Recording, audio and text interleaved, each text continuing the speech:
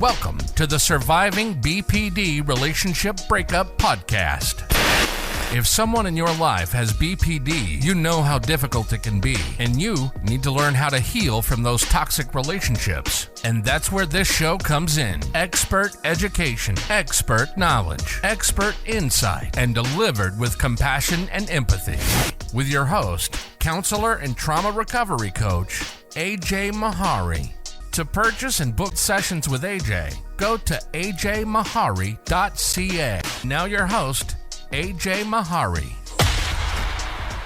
Briefly, just before I start this podcast episode, could you please support this podcast if you find the content helpful? How can you support this podcast? By giving it a 5-star rating and review that will help others to find this content that they may also benefit from. Please share the episode or the link to the podcast with anyone that you think might also find this content helpful. Many people with borderline personality disorder, this podcast is not aimed at people with borderline personality disorder. They listen, they get triggered, they get angry, they get upset, and they just bang up 1 star out of their emotional dysregulation with no regard for the validity and importance of this information to others. So I would super appreciate if you could take a couple minutes, if you haven't already, to please give a 5-star rating and review wherever you're listening to this podcast to help the podcast continue to grow,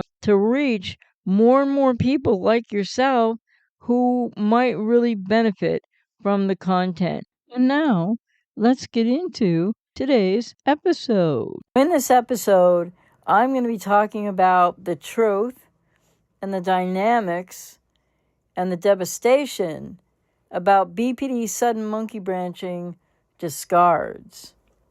The urgent need for codependent harm reduction, and why these relationships aren't healthy, don't work out.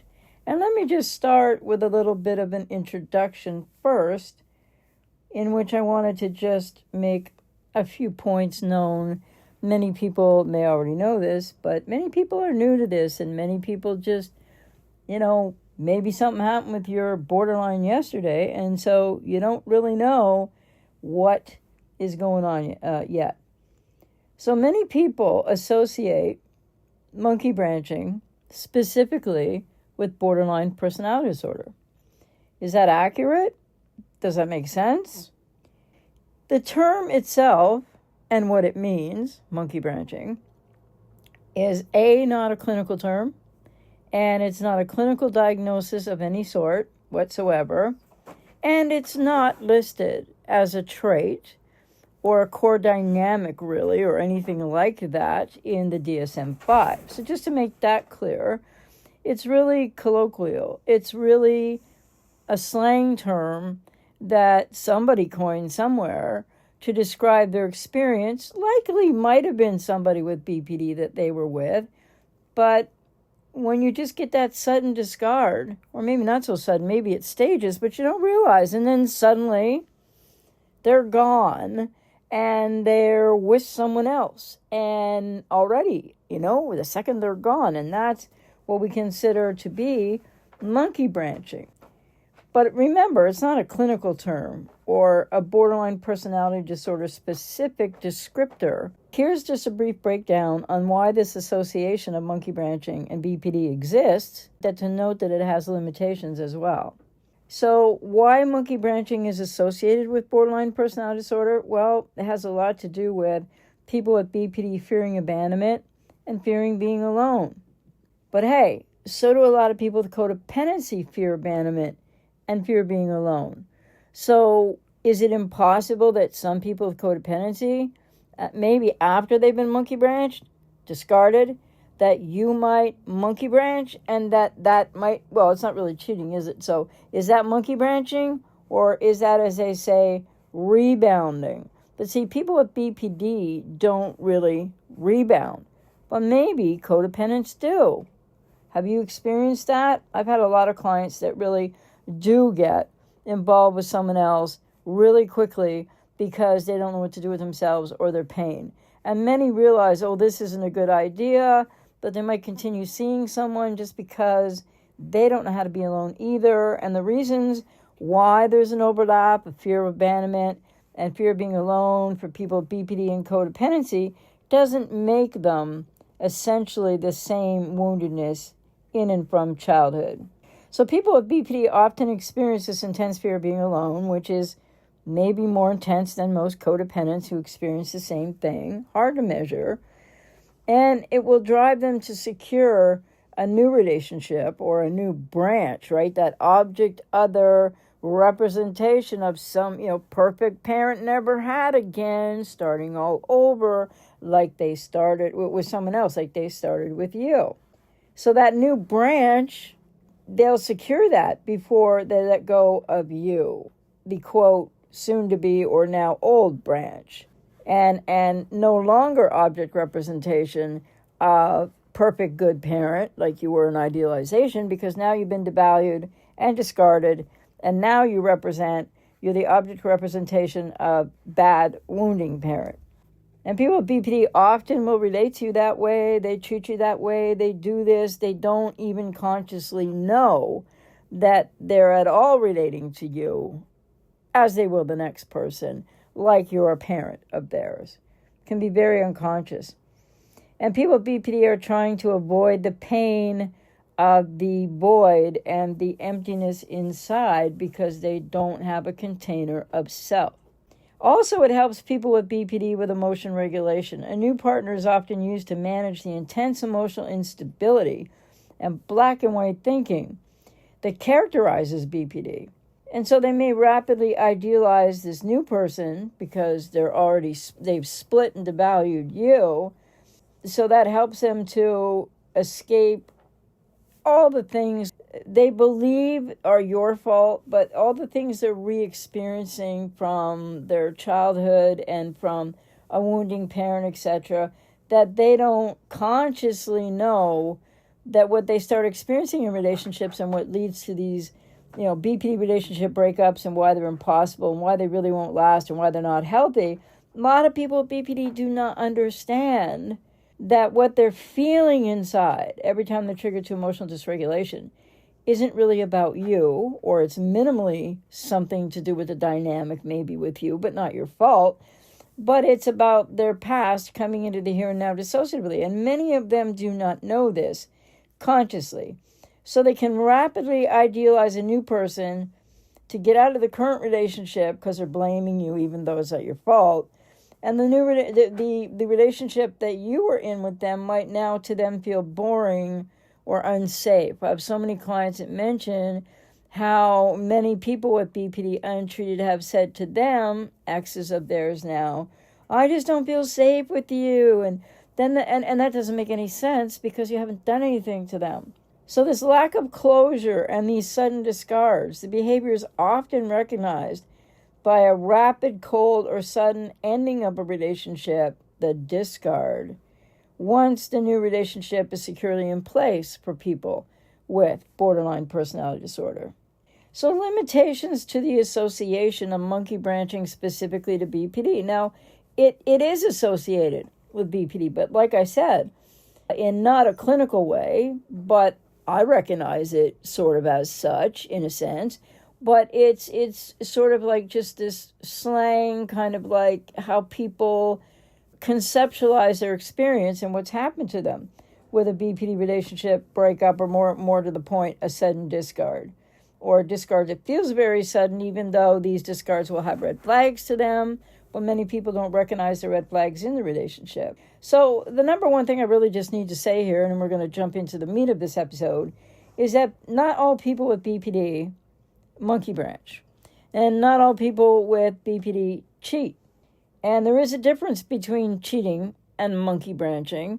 So cheating isn't really that descriptive of a word usually to the behavior of people with BPD, but again, not all of them. And again, the monkey branching is not a defining clinical characteristic of BPD.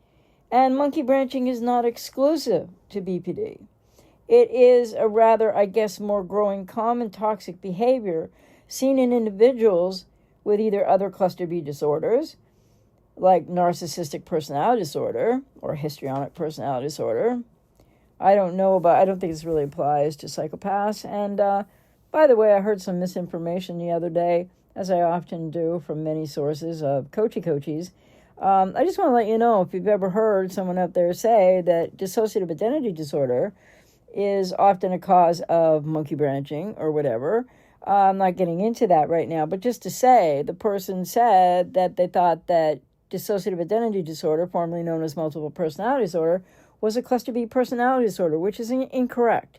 It has nothing to do with cluster B personality disorders. And then there is this bias on support forums for BPDXs with a strong association, largely driven by online spaces, where people share traumatic experiences of being what's called monkey branched by partners they suspect or know have BPD. So not all monkey branching is caused by people with BPD, and not all people with BPD monkey branch. But it is recognized, just in general parlance of descriptors of what people with BPD have gone through with an ex or an on-off person in their life. It's recognized as a common, high-intensity pattern for a lot of people with BPD. But again, not all. So having said that, let's dive into this more deeply, shall we? If you found this podcast episode, or podcast in general, or found it on my YouTube channel, then you might well know of monkey branching. And sadly, this might have even happened to you, which is terrible, and nobody deserves that. And it's incredibly painful. And it happens to people when they don't know what's going on. So it makes it even worse. So monkey branching by somebody with BPD, I'm talking specifically here, as I think is most logical and professional to do. Monkey branching, when you've been with somebody with the patterns of BPD or a diagnosis of BPD, it's that gut-wrenching, gut-punching feeling of being devalued, of being replaced before you've even been discarded, hearing nothing about it, no closure, no explanation. You just get blamed, you get negativity, you get distance, you see changes in behavior. There are many, but you might not have started listening to podcasts like mine or watching YouTube channels like mine. You might not have put it all together as it happened to you, and you might have put some of that together now. You watch as the person you loved and thought you knew, and still, you feel like you love often. Many people with codependency, after being devalued, after split to devaluation, after being discarded, ghosted and or discarded, depending, and then monkey branched, you're watching what's going on. You get that horrible, sudden impact of, this can't be real. I love this person. We were planning our future. How could they just dump everything and go off with like that woman or that guy? What's up with that? I mean, it takes people's breath away, but it just inflames your nervous system, and it causes you so much pain, so much anger, and so many people get trapped in the comparative narrative. You find out stuff about the person they monkey branch to, which isn't a healthy thing to do and will only hurt you more. But then you find out you have several qualities and things in your life and things to give that maybe the next person doesn't. And you're like, why would they dump me? And I was, and you gave them everything, and you loved them, and you people pleased them, and you tried to rescue them, and you tried to fix them, and you tried to calm them down, and you tried to regulate them, all at the expense of yourself. Now they go and do this, and you are hurting like hell because you abandoned yourself, you lost yourself, you erased yourself. And now what? Because how are you supposed to just sit there and be with yourself in all that agony? So you may still feel love for them. You may be like, what the heck? You want them back. Will they come back?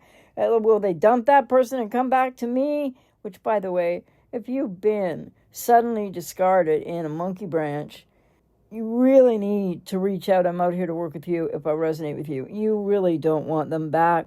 Because if they monkey branch from you, and then they monkey branch, let's say, from the next person back to you, well, yeah, in the fantasy bond, it's hard for people to hold on to this, but That's a pattern of behavior. So then they're going to monkey branch, they're going to discard you and monkey branch away from you again to the next person.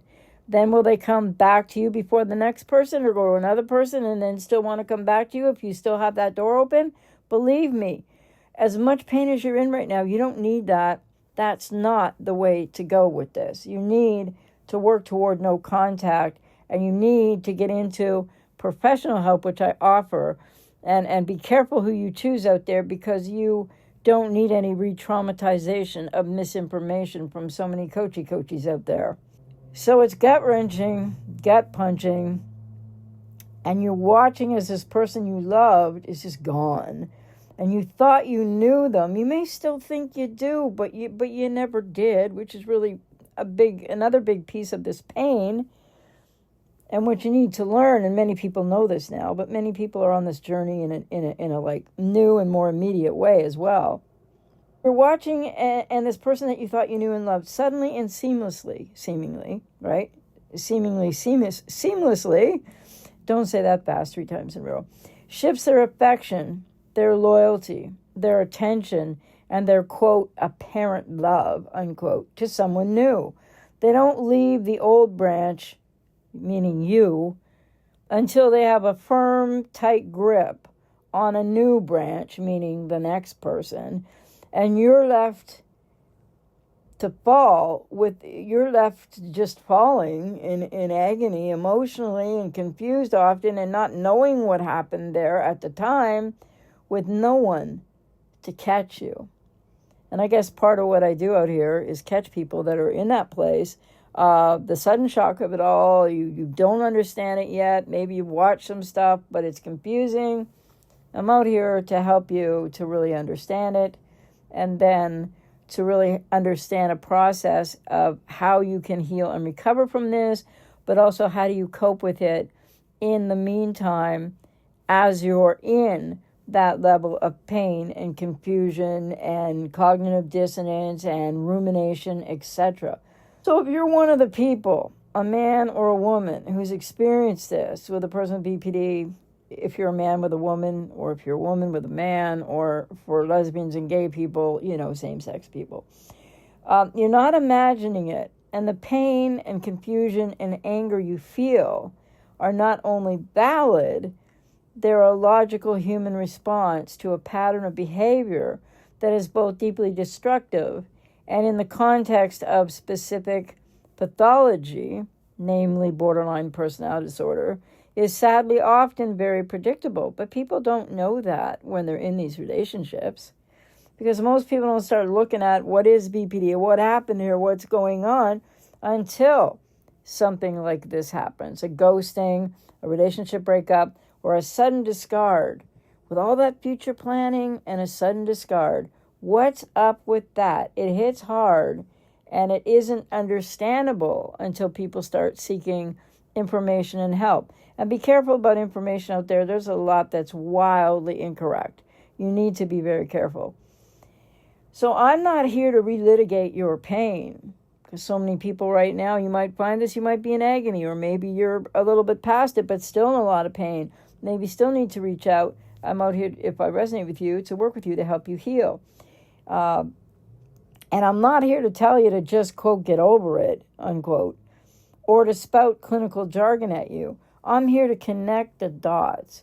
I'm here to validate your experience by explaining why it happened, and to explain why the pop psychology term, quote, monkey branching, unquote, is not just an internet term, but a painfully accurate description of a core symptom of borderline personality disorder for many with BPD, but again, not all. But I think it's really important to keep it in this specific lens, as others out there have made it sort of a central thing on its own, and that's really, I think, misleading from the core of the message. Let's shatter the biggest myth. This is not a, quote, women are like that, unquote, issue. This is not a, quote, men are from Mars, women are from Venus, quote, thing. Because it's not just borderline women that do this to men, or borderline women that do this to their lesbian female partners. It's gay men with BPD that do this to gay men. It's men with BPD that do this to women. What you experience is not the normal ebb and flow of a relationship ending.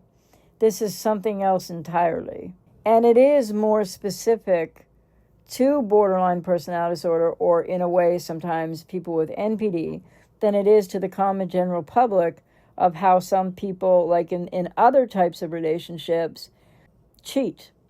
More to the point, some of them may monkey branch, but to talk about it in a really general, vague way, I don't believe is very helpful for most people who might be looking for information about what happened in your relationship with somebody with the patterns of BPD or a diagnosis of BPD. This is not to vilify people with BPD, but not to make any excuses for them either. What you witnessed and endured has a clinical basis. It is a direct observable behavior that stems from two core defining features of, and specifically what I talk about here, borderline personality disorder. Now, before we go further, a critical disclaimer is that this is not in any way trying to say all people with BPD are the same, or attacking them, or vilifying them, or trying to stigmatize individuals with BPD. I'm just telling it like it is. And again, not all people with BPD do this, so some of them are going to feel oh so slighted and upset. But we can't worry about that. I can't worry about that right now when I want to reach those of you who've been traumatized in this way and many other ways by somebody with the patterns of or diagnosis of BPD. People with BPD suffer immensely from the disorder. This show is not about bashing them, but it's not aimed at them, and I don't make excuses for their behavior, and I am not a BPD apologist. So in a world that seems to be demanding more of people online, or trying to not stigmatize BPD, I don't believe that telling the truth about what a lot of people with BPD do in the dynamics and relationships between people with BPD and people with codependency, I don't think telling the truth about what people are going through to help other people, you out there who was the partner, the favorite person, you might be a family member, whatever the case, that, I'm talking to you, so I can't be worried if somebody with BPD is not going to like what I say. This is about understanding, the way I'm delivering this message anyway, from a clinical and psychological perspective that you can count on, by the way, the why behind the pain that you not only went through, but are likely still going through. This understanding is for you, the person in the aftermath, the person who was with the person with BPD, trying to make sense of the hurricane you just survived. This is about your recovery, not their diagnosis, or how they might be feeling, and not even realizing how they affect other people, which is a lot of them don't realize that at all. So let's now talk about the enigma behind this behavior. It's a pathological fear of abandonment and the core defense in borderline personality disorder of splitting. For a person with BPD, the terror of being alone isn't just a fear. It's a primal, all-consuming terror that they will cease to exist. It's annihilation fear, that they will emotionally be annihilated if they are left alone. This isn't a preference. It's a state of deep, internal, existential, like not known, not defined panic inside of these people. Their identity is so unstable that they need a constant external source, a quote, outside object, unquote, an object other, if you will, to provide them with a sense of self and safety. So you see, when you first get in the relationship with a person BPD or patterns of, and it's like all that idealization, it's so great. You wonder how did you get there when the sudden discard and all this other stuff happens. But the bottom line is they were using you from the get-go as an external source for validation, an outside object who to them unconsciously in repetition compulsion cycles represents object other, either perfect parent, never had an idealization, or object other representation of bad, wounding parent in devaluation. So they're not really seeing you so much in idealization either, as I've said before. And they need you to provide them with a sense of self and a sense of safety. And people with codependency are often looking for those very things themselves from the partner, BPD, that you don't maybe know about in the beginning or for a while. And it's not for the exact same reason as people with BPD are using you. You're not like trying to use them because you want to give them the world. You want to like empty yourself out unconsciously to please them so much, because people with codependency need external validation. And it's not exactly in the object, other category of like you have no self. No, you have some sense of self as a codependent. But whatever self you knew before, you may well be different now and more lost to yourself after a BPD relationship, sudden discard, and they monkey branched you. But they are using you. And it's not like they set out to do this on purpose, most of them. But when I make these delineations about what's going on for the borderlines, it's not to excuse what they've done to you. It's not to excuse how they've traumatized you and impacted you. And it is not to apologize, to be a BPD apologist. It is to explain it, I hope, a little more in depth in ways that I hope will help you to understand. But you need to, a lot of people with codependency are really in this space still, even after this happens to you. You're reeling, you're confused, you're hurt, etc. You want them back. How could they do this to you? And a multitude of other things, and pain and intrusive thoughts and looping thoughts and rumination. But people with codependency often, you're not all the same, but many people with codependency have so much empathy, like too much empathy, toxic empathy for this person with BPD, because in a way, they represent a parent that wounded you in your childhood. I mean, for some people, they have a BPD parent. For some people, they have a narcissistic parent. So it gets way more familiar way quick, like how you got there and what was going on unconsciously for you. None of that supersedes the fact that people with BPD, when they do this, whether they're consciously aware of what they're doing or why they're doing what they're doing, they are usually not aware of the impact it has to you. And no, they don't have any empathy for you. And no, they don't really care about you anymore because they're all caught up. There's no excuse for this. It's just the truth about people with BPD. They're all caught up in what they need. And as soon as they see that you're not that perfect, whatever they were hoping you would be, and they were using you that way, well, then they want to check out. And in the meantime, you might have been talking about marriage. You might have had a scheduled marriage date. I've had clients tell me they built a house, and their marriage was coming up soon. And you're building, literally, people are building houses for the relationship, for the marriage, for the life they're going to have. There's all this future promise, all this talking, all this understanding, and boom, they just get this sudden discard. They're gone, and you're like, well, we were going to get married, or we were talking about moving in, or we were talking about marriage, we were talking about children, and now, it's so hard, it's so painful, and I'm out here to work with you if I resonate with you, because I can help you understand this, and you need a degree of understanding this to be able to start to work and focus on yourself to heal and recover. So this is where the monkey branching mechanism kicks in. The new partner, the new favorite person, isn't just a new love interest. In the unfortunate disordered mind of a lack of self with identity diffusion of people with BPD who do monkey branch, the new person is seen, no, not a supply for people with BPD, that's narcissist stuff, but as like a new life raft, a new quote unconsciously, like person with BPD doesn't realize, the new person is seen as, another perfect object of a perfect person. There's my perfect parent again. But they don't know this consciously. So it's like a life raft. And you were a life raft. And then they punctured the raft that you were full of holes, metaphorically speaking. And now, you're in such agony you don't know what to do with yourself. And you really feel like you need to get them back. But that's really not the best way to go. But that's how it feels.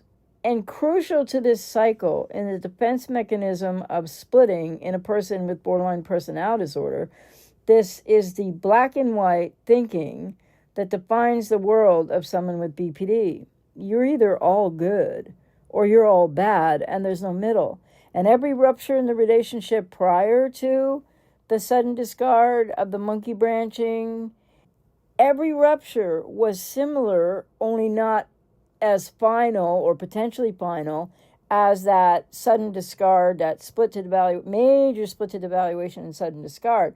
But every single rupture, every single problem, every single thing that you felt that you needed, that you tried to talk to them about, or about how they were treating you, about how they were hurting you, all those ruptures within the relationship, due to splitting and due to you were either all good, in which case they want to be with you and you're useful, or when they split you to all bad, which is, it's all about their past. It's dissociative. It's not DID, by the way, but it's not about you either. You need to know that it's not you personally, that they're really giving all this criticism and all bad and blame to, because they are doing that to you. They're saying if they're yelling and screaming and raging at you, or even in a quiet way, the quiet borderline might have an outburst at the end with a discard. But the point is, it's not you, it's not you, it's not you. But they will say it's you all day long because they don't really know the source, which is their past. And they don't really know, a lot of them don't know what they're doing in relationships.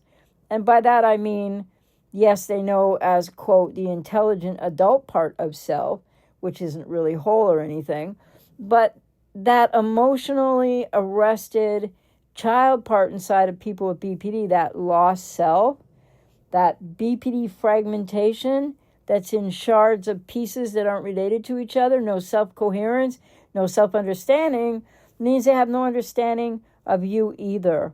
And so again, not an excuse, just an explanation. So when you're all good, you were idealized, or they had a base mood place with you. And when you're all bad, the evaluation that not every time in the beginning of these or throughout these relationships causes this, but that at one point will become the major devaluation split that breaks everything and leads to the sudden discard of monkey branching. So the devastating cycle you were caught in was the idealization. You were once on the pedestal. You were seen by them as, quote, all good, meaning equals perfect, which is not even like a place to start because nobody's perfect. But that's the little like lost, fragmented child in the borderline. Oh, you're perfect. Yeah. Until you're not, because you can't be. But it's still not that much about you. So you were the perfect good one in the beginning, though.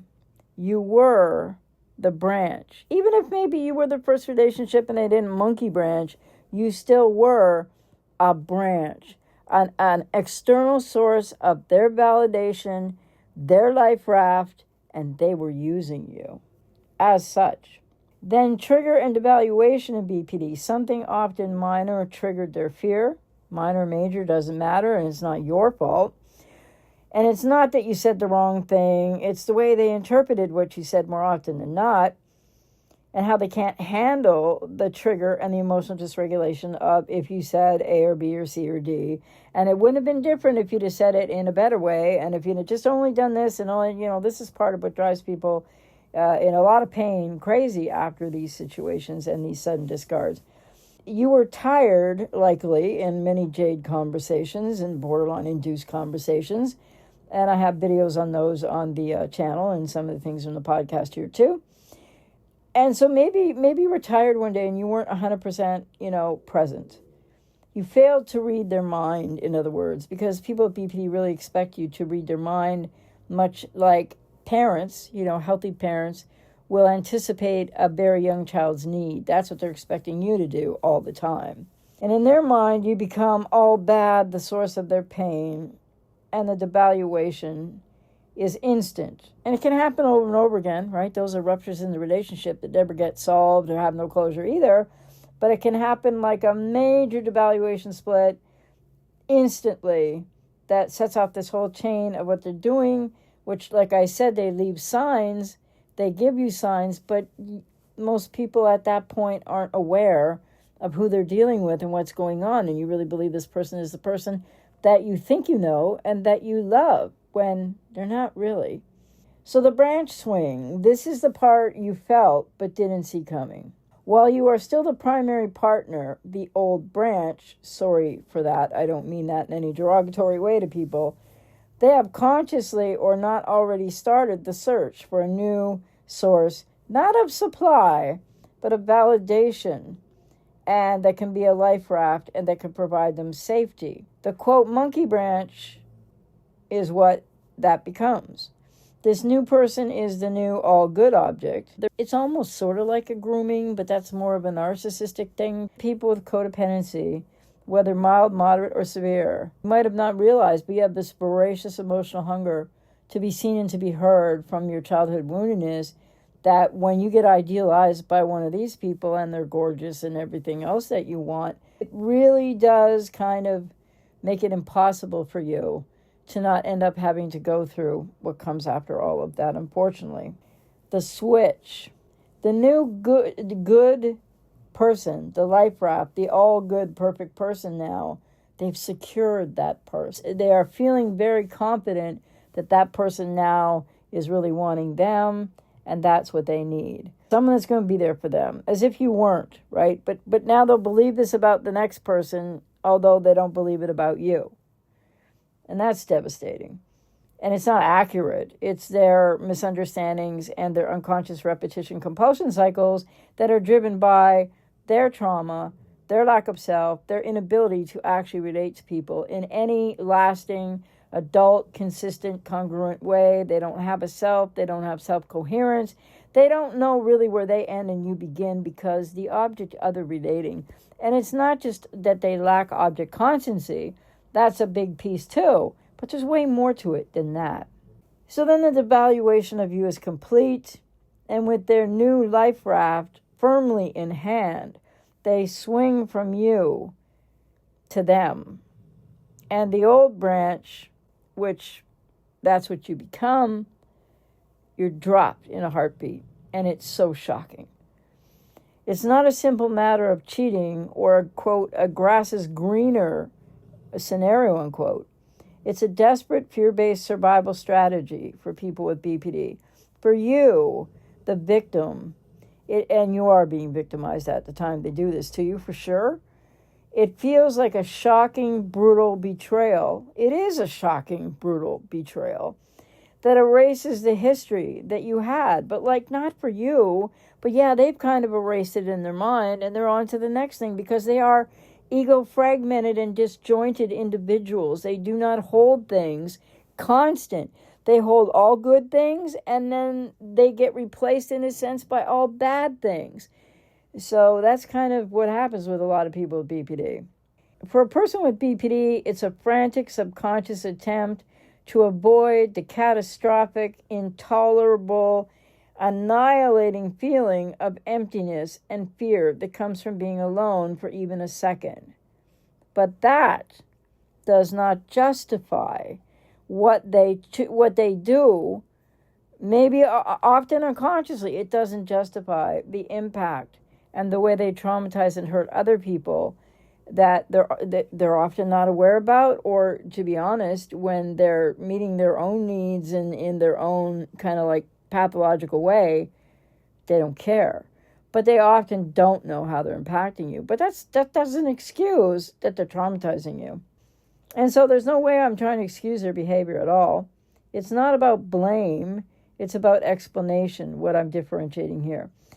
It's the difference between a tornado being a natural meteorological event versus a conscious evil wind trying to destroy your house. The tornado doesn't hate your house. It's just a destructive force of nature. And in some ways, a lot of people with BPD are that destructive force of, quote, relating, of, quote, loving, of, quote, seemingly like a person you could know that would be consistent, congruent, know who they are, know what they want, have self-coherence when they don't have any of that. But even with that, it feels like they've really done it to you. And to go back to that analogy, I think some people, without thinking it through, if a tornado destroys your house, it might feel very personal, even though you know that like wind isn't evil and it didn't pick your house. But what about like in these type of tornado storms where, whips through a neighborhood and like this house is standing and then 2 beside it are destroyed and 3 across the street are fine. So people might even have feelings even in a literal, the resultant, you lose your house in a little tornado, you might still take it a tad personally. Of course, it's not as the same as how not really personally the borderline does this to you, but like it's very personal at the same time. When you come to understand more about monkey branching, or maybe you have, but you need to know that it was a direct predictable symptom of a specific personality disorder, borderline personality disorder I'm talking about here, where people have an unstable sense of self, frantic efforts to avoid abandonment, real or imagined, which is like those are criterion for BPD, those 2 traits. And unstable, intense interpersonal relationships, that's another part of the definition of BPD. So you need to know that unfortunately goes with the territory. And I mean, you didn't know that, and it doesn't excuse what they did to you. But at least maybe you can start to reclaim some of your sanity to know that although it doesn't make sense to you emotionally and it's devastating, there's a way to explain it.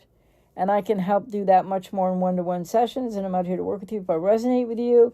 There's a way to really understand it so that the way you're taking it so personally and blaming yourself as they probably blamed you, you need to reclaim your sanity and understand why it happened and that it's very personal to you, but at the same time, it's not really about you. And that can matter when you're trying to focus on yourself to do some healing and break the trauma bond and the fantasy bond and recover from what feels like just too much pain and too much to recover from because you just want to get them back to make the hurt go away. And that's not a wise choice to make, but that's how people feel. Your experience was not one of being a crazy ex story. It was a collision with a psychological phenomenon that you probably didn't know anything about when you met the person with BPD or patterns of. The pain is so real. The pain is so overwhelming, and people with codependency have that pain intersecting, whether you're consciously aware or not, with woundedness from childhood that created the reason you have codependency in the first place. So it's a multi-layered, multi-level type of trauma and suffering. The confusion is real. And the fact that you can now put a name to the behavior is the first crucial step to taking that pain, working with someone, and I recommend professional level, not coachies, understanding it and building something new on the other side for yourself. And yes, your life can and will go on. And yes, you will learn new things about what love really is versus what you might have thought it was versus what you might have thought that person with BPD offered you, which they really didn't. And there will be a way forward. And there is a way. To heal you, it takes time. And to stay out of a relationship or relating in that sense, I recommend at least 18 months when people are doing this active recovery. You need to learn so much more about what your codependency means, what happened to you in childhood, etc. Doing all of that healing, family of origin work, self-differentiation to really individuate, which means you are going to be grasping and learning and emotionally becoming more adulted than you've ever been in your life. So there's every reason to know, not just hope, but to know that if you do this work, and the way I work with clients, I help them get through if they're willing to cooperate and do the work, because you have to do work in the process, then you will know. You will get to the other side of this. You will break the trauma bond, the fantasy bond, the betrayal bond. You will heal your codependency, and you will have healed wounded inner child issues and family of origin issues that you might not have even realized you were carrying. And then you will be on another side of living life in a different way. You will know so much more. You will have emotionally matured more, not to say that you weren't more mature than the borderline, obviously. But the bottom line is, and then there is a way forward. And people begin to see this when I work with them in the middle of the therapy, in the middle, of the process of healing. So if you're really despairing right now, or if you're really feeling like you don't even want to be here anymore, please just take deep breaths, hang on, reach out, because there is a way forward and you can get to the other side, so to speak, and life will be worth living again. And yes, you will know so much more about how to avoid these people, and you will know how to, in your dating, doing things in many different ways, and you will be ready at the first red flag of a cluster B to just walk away and take care of you.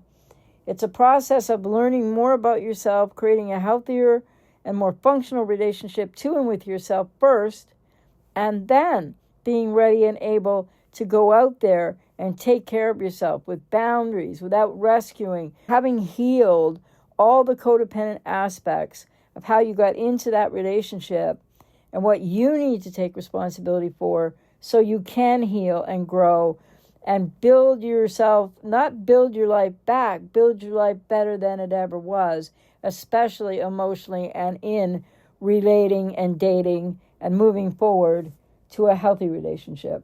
You weren't and you aren't crazy. It feels crazy. It's crazy making, and it's so painful it doesn't make sense. You feel like you've lost your mind, but you haven't. You've lost yourself. That's really true, and that matters. But you can find yourself again. You weren't imagining the pattern. You didn't imagine what happened at the end there, which, by the way, if you don't get into help and healing, they could try to monkey branch back to you. That would be the last thing on earth that you ever need. You might feel like, okay, good, I want it. How long will that take? Will that happen? Please don't get stuck in that way of thinking. You need to think in a new way, and it needs to start with, I need help. I hurt. I'm in pain. I need to understand this. So again, I'm out here to work with you if I'll resonate with you. I have 36 years experience in doing this work, 31 of them online. Your job now is not to fix the storm, not to try to build a sturdier house in the hopes that that person is coming back, not to hang around and wait while you're in agony that you don't know how to cope with. You need to learn how to cope with it. So, hey, book a session. Let's talk about it all. This understanding isn't for them. It's for you. It's the foundation of your choosing to get into action now, if you haven't already, to begin the foundational healing process of your recovery. And as always, take care. You've been listening to the Surviving BPD Relationship Breakup Podcast with your host, counselor and trauma recovery coach, AJ Mahari. For more or get sessions with AJ, go to ajmahari.ca. See you next time.